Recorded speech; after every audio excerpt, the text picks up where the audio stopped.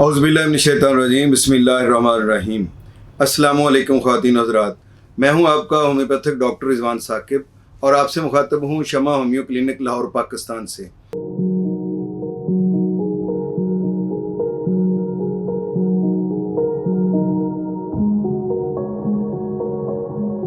आइए आज एक बड़ा कॉमन सा मर्ज़ है उसके बारे में बात करते हैं, जिससे तकरीबन दुनिया के हर फर्द को ही पाला पड़ता है ज़िंदगी में कभी ना कभी, और उसका नाम है कॉन्स्टिपेशन या कब्ज़। और कब्ज़ को उम्मुल अमराज़ भी कहा जाता है कि ये तमाम बीमारियों की माँ है, और बाज़ लोग ये कहते हैं कि ये 72 बीमारियों का शाखसाना है, या 72 बीमारियां जो हैं इससे फूटती हैं। तो इसमें कहाँ तक सदाकत है, अगर हम इसका डीप मुतालिया करें तो हमें वाक़अतन ये चीज़ सच साबित होती हुई नज़र आती है। इसकी वजह क्या है? इसकी वजह यह है कि कब्ज़ जो है वो आपको ब्लड प्रेशर को भी हाई करती है, आपके सर में जो है वो बोझ भी बनाती है, चक्कर भी आते हैं। फिर कब्ज़ की वजह से आपको ये बर्निंग सेंसेशन भी हो सकती है। फिर इसके अलावा हार्ट के बहुत सारे मसाइल पैदा हो सकते हैं, गैस्ट्रिक ट्रबल हो सकती है, फिर इसके अलावा अल्सरेटिव कोलाइटिस हो सकता है। इसके अलावा क्रोन डिज़ीज़ का बाज़ औक़ात मसला भी इसी वजह से होता है कि मुख्तलिफ फेस्टुलास बन जाते हैं कि जब असल रास्ते से जब पखाना नहीं निकलता है तो फिर किसी दूसरे रास्ते से निकलने की कोशिश करता है तंत्रियों में से, तो वहाँ पे जो सुराख होते हैं तो वो फिर क्रोन डिज़ीज़ बनती है।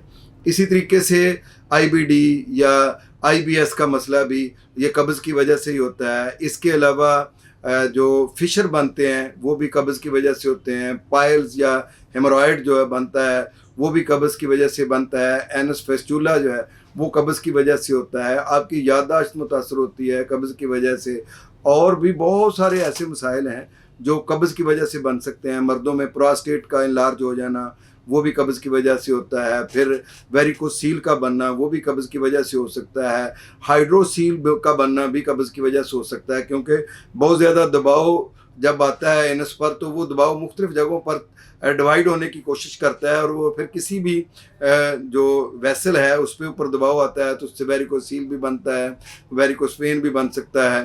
तो औरतों में और मर्दों में वेरिकोस वेन की वजह भी ये चीज़ बन सकती है, जो कब्ज़ है, शदीद किस्म की कब्ज़ इसका बायस बन सकता है। एनल प्रोलैप या कांच का निकलना, मकद का खारिज होते रहना, या खरूज मकद जो है वो भी इसी की वजह से होता है, शदीद किस्म की कब्ज़ की वजह से। तो बहुत सारी मैंने बीमारियों के नाम तो ले दिए हैं जो कब्ज़ की वजह से पैदा हो सकती हैं, और इसके अलावा भी बहुत सारी बीमारियां हैं जो इब्तिदा में कब्ज़ होती है और फिर बाद में वो बीमारियां डेवलप होती हैं। तो क्यों ना कब्ज़ को हम आगाज़ में ही पकड़ लें और उसका इलाज कर लें, तो उससे ये इन बीमारियों से बचा जा सके। लेकिन कब्ज़ की सबसे पहले तो वजूहात को हम देखते हैं कि क्या है।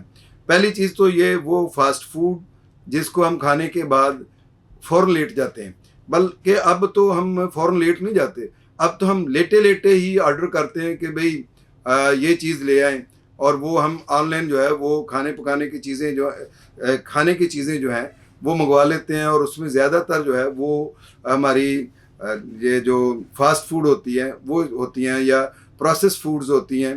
तो ये एक बड़ी वजह भी है। दूसरा यह है कि घरों में जो हम आटा इस्तेमाल करते हैं ये आमतौर पर बहुत ज़्यादा पिसा हुआ होता है, और मतलब बहुत बारीक पिसा हुआ होता है।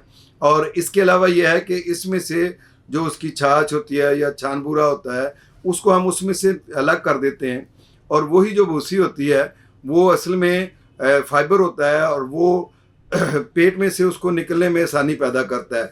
इसके अलावा बेसन है और मैदा है, इससे बनी हुई जितनी भी हम चीज़ें खाते हैं वो ज़्यादा देर तक पेट में रहती हैं, और ज़्यादा देर तक पेट में रहने की वजह से शुगर लेवल को भी अप करती हैं और कब्ज़ को भी बढ़ाती हैं। और शुगर का अर्जा भी जब किसी को होता है तो उसके बाद अगर उसको कब्ज़ रहती है तो शुगर लेवल भी इस वजह से हाई रहना शुरू हो जाता है। इसलिए सबसे पहली बात तो यह है कि आप फाइबर वाली जो खुराक है उसको इस्तेमाल करें। हम तो जो किन्नू भी अगर खाते हैं या मौसमी खाते हैं तो मैंने देखा है कि अक्सर बच्चे भी और बड़े भी किन्नू को छील लिया और उसके ऊपर से फाइबर को एक एक जो है ना हिस्सा उसमें से उतार के बिल्कुल उसकी कास्ट को फाइबर से पाक करने के बाद हम उसको मुंह में लेकर जाते हैं। और अक्सर तो ये है कि हम फल खाते नहीं, फल का जूस इस्तेमाल करने को तरजीह देते हैं, क्योंकि बहुत सहल ज़िंदगी हमने अपना ली है। कोशिश करें कि फल खाएं, फल में फाइबर होता है।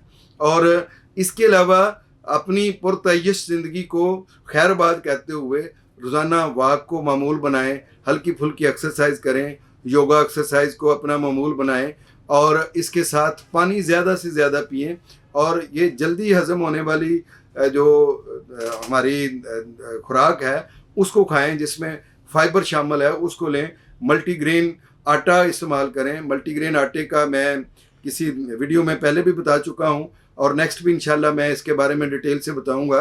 और अगर किसी को मल्टीग्रेन आटे का पूरा फार्मूला चाहिए तो मुझे इनबॉक्स में पूछ भी सकता है कि वो मल्टीग्रेन आटे में कौन कौन से इंग्रेडिएंट हों जिससे आप कब्ज़ से छुटकारा हासिल कर सकते हैं।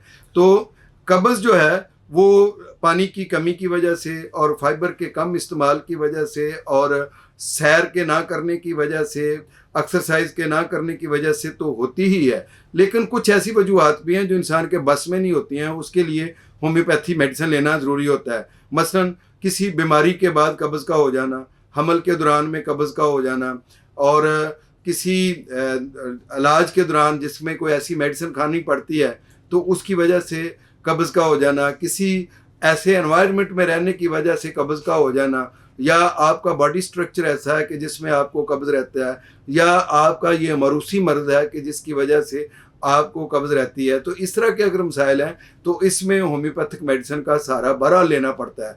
तो कब्ज़ के लिए होम्योपैथी की कौन सी मेडिसिन इस्तेमाल करनी चाहिए और किन किन अलामात पे की जाएँ और क्या कब्ज़ से मुस्तकिल छुटकारा हासिल किया जा सकता है, मैं अगली वीडियो में इंशाल्लाह आपको डिटेल के साथ ये बताऊँगा कि कब्ज़ के लिए कौन सी अद्वियात आप इस्तेमाल करें और कब्ज़ से आप छुटकारा किस तरह से हासिल कर सकें। बहुत शुक्रिया। अल्लाह हाफ़िज़। अस्सलामु अलैकुम।